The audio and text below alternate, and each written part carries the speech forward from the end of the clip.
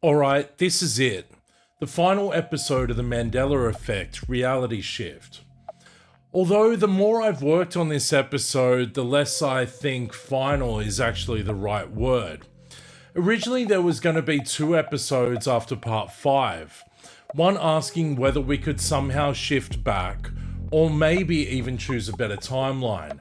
And then a final episode where we'd bring everything together and ask what the Mandela Effect actually means. But when I started putting those 2 episodes together, something became pretty obvious. They're the same conversation.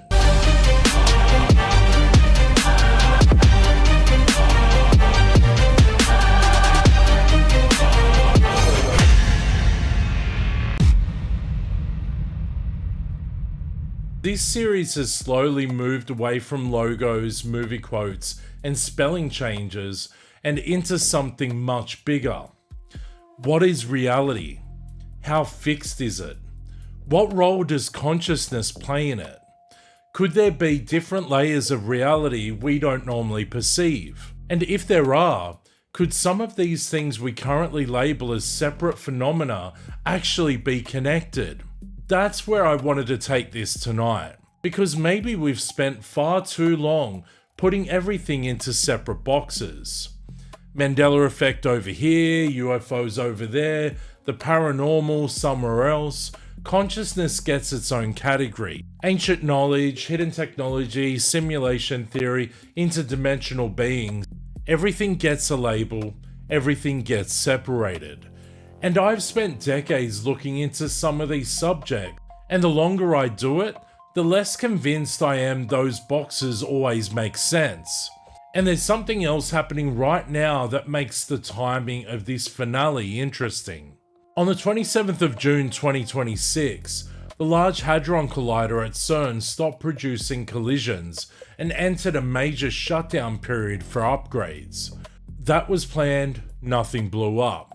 Nobody pressed the wrong button.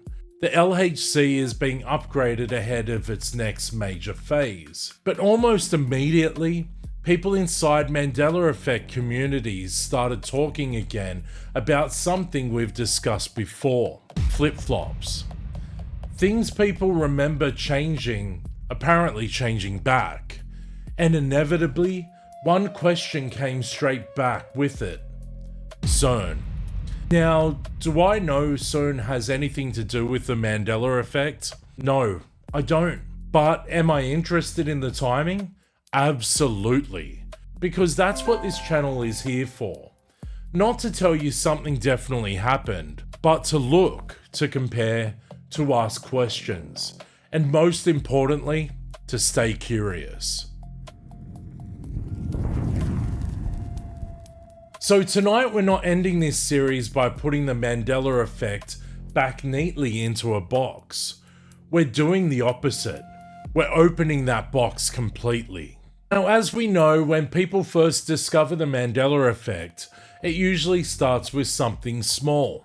We've mentioned this before. It could be a logo, a line from a film, a song lyric. Something you remember one way that has apparently always been another way. And if you've never had one of those experiences strongly enough, I completely understand why it can look trivial. But people who really connected with this phenomena usually aren't obsessed with the object itself. It's the feeling behind it. That moment when you see the current version and something inside you immediately says no. And once that happens, the question gets bigger quickly. Because suddenly you're not really talking about a logo anymore. You're asking how much you trust your own memory.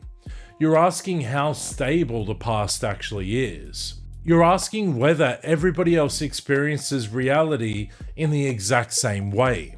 And before you know it, you've moved from a tiny detail into a massive question. How certain are we that reality works the way we think it does? That's what this whole series has actually been investigating. We're talking about when people think things changed, why 2012 keeps on getting dragged into these conversations, why some people remember one version with absolute certainty, while someone sitting next to them remembers another. We've looked at timeline ideas, consciousness. whether something could be deliberately influencing outcomes, whether changes might be accelerating. And we've also talked about what happens once you start questioning all of this, because that matters too. You can disappear down one of these rabbit holes really quickly if you start treating every strange thing as evidence that reality is broken. That's why staying grounded mattered. Because staying grounded doesn't mean closing the door. It means keeping your feet on the floor whilst you're looking through it. And I think that's where we've arrived. I don't think the real purpose of this series was ever to solve the Mandela Effect. I think it was to get us comfortable with saying something that sounds very simple, but is actually pretty powerful. Maybe we don't understand reality nearly as well as what we think we do. And honestly, I find that exciting. Now we have to talk about memory because every Mandela Effect discussion eventually ends up there. Human memory isn't perfect. We know that. People remember things incorrectly every day. Groups of people can even develop very similar incorrect memories. That's real, and I don't have any problem acknowledging it. If tomorrow someone finds a Mandela Effect that can clearly be explained by advertising, social conditioning, a common misquote, or some quirk of the brain, great. We've learnt something. That's how this should work. What I don't like is when that explanation immediately becomes the end of the entire conversation. Because saying memory can be wrong is not exactly the same thing as proving that every single Mandela Effect is nothing more than faulty memory. Those are two different claims. And personally, I don't think we know enough about consciousness, memory, or reality itself to be that arrogant about it. We still don't properly understand consciousness. Think about that. Every experience you have happens through consciousness, yet we still don't fully understand why subjective experience exists in the first place. Why are you, you? How does physical activity inside the brain create the experience of being alive? What exactly is memory in relation to identity? Why can a smell suddenly drop you in a moment from 30 years ago, so powerful it almost feels like time travel? There's still so much we don't understand. So when somebody says your brain did it, case closed, my response is pretty simple. Maybe, sometimes, probably. But I'm not closing the case there. And that brings us to something I still find very difficult to casually brush aside. Flip-flops. A normal Mandela Effect is pretty straightforward. You remember A, reality says B. Okay, maybe memory explains it. But a flip-flop is stranger. You remember A, then you discover apparently it's B. You talk about B, you remember being surprised that B is supposedly correct. And then one day you look again, and somehow it's A. And now the thing that you remember being shocked about apparently isn't there anymore. That's a very strange subjective experience. Could memory still explain it? Possibly. I'm not saying it can't, but I'm interested in it. And when groups of people begin reporting similar experiences, I want to know what they've reported and when they're reporting it. Which brings us back to CERN. CERN has been tied into Mandela Effect theories for years. You've got 2012, the discovery of the Higgs boson, the Large Hadron Collider, parallel universe speculation, all sorts of strange CERN imagery and coincidences that people have collected over the years. Some of it's interesting, some of it's stretched so far it snaps. That's the reality of these subjects. But the CERN connection is part of Mandela Effect culture now, whether people like it or not.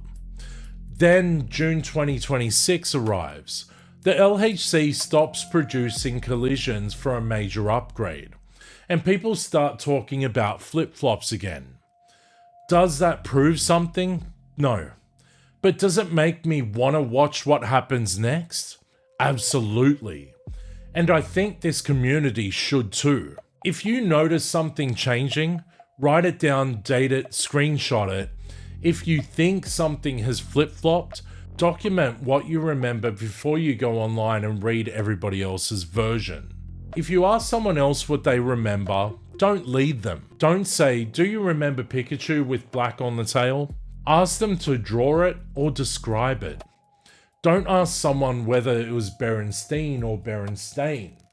Ask them to spell it. Because if there really is something unusual happening here, we need to stop contaminating our own experiences before we record them. CERN raises another question that interests me far beyond the Mandela Effect. What happens as humanity becomes capable of probing and manipulating reality at increasingly fundamental levels? Think about where we are. We smash particles together at enormous energies. We manipulate individual atoms. We're developing quantum computers. We're building artificial intelligence that can generate voices, images, language, and increasingly complex reasoning. We detect gravitational waves. We peer deeper into the universe than any generation before us. And we're doing all of that while openly admitting there are enormous parts of reality we still don't understand. We're incredibly advanced, and at the same time, we're still beginners. I love that contradiction. And here's where my mind naturally goes.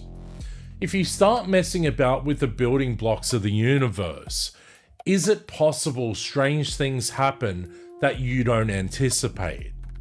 Things that you don't understand, maybe even things you're not prepared for. The world was full of these things before we had names for them.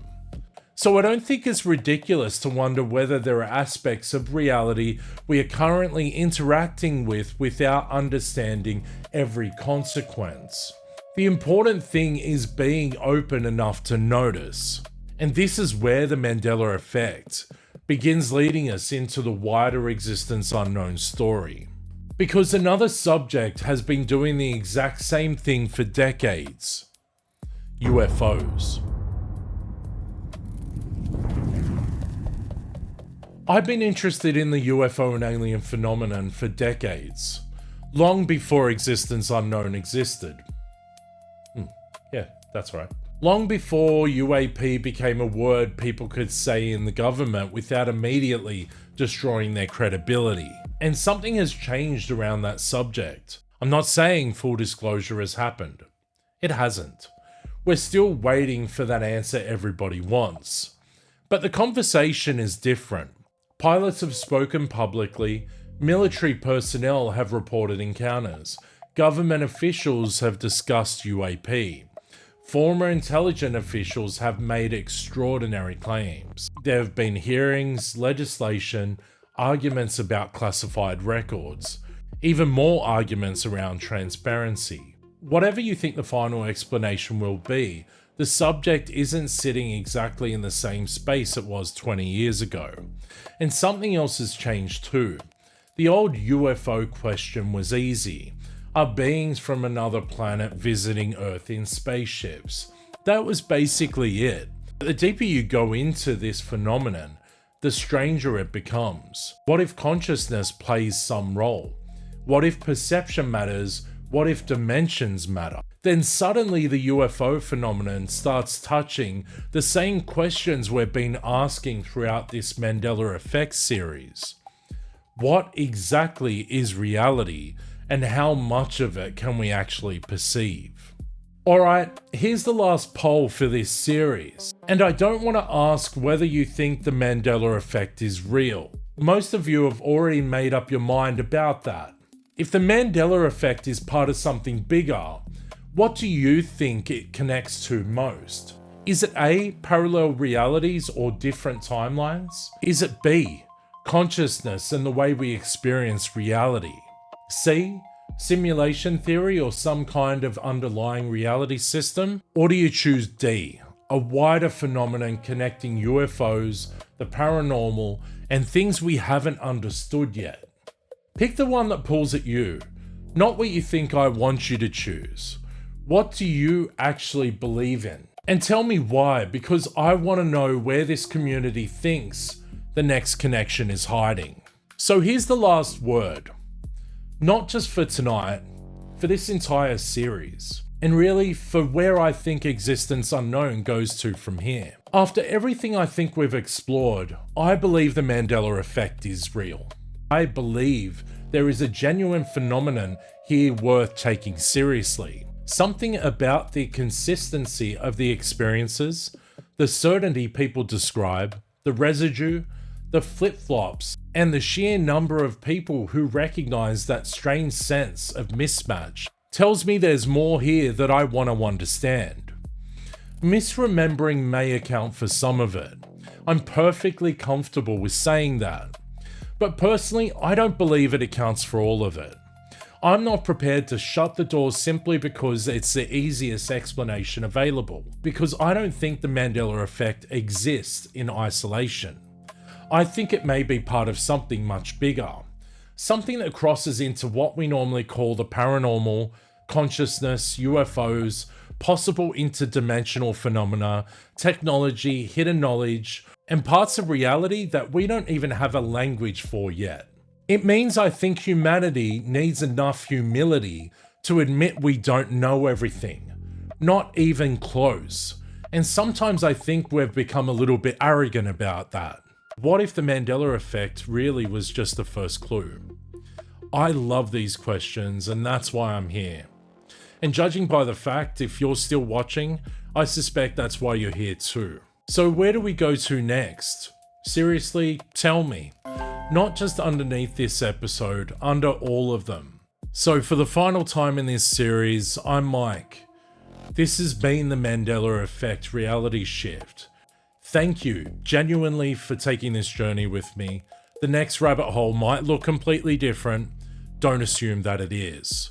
Look for the connection. And as always, stay curious, keep asking what if, and share what you know with those that are happy to listen.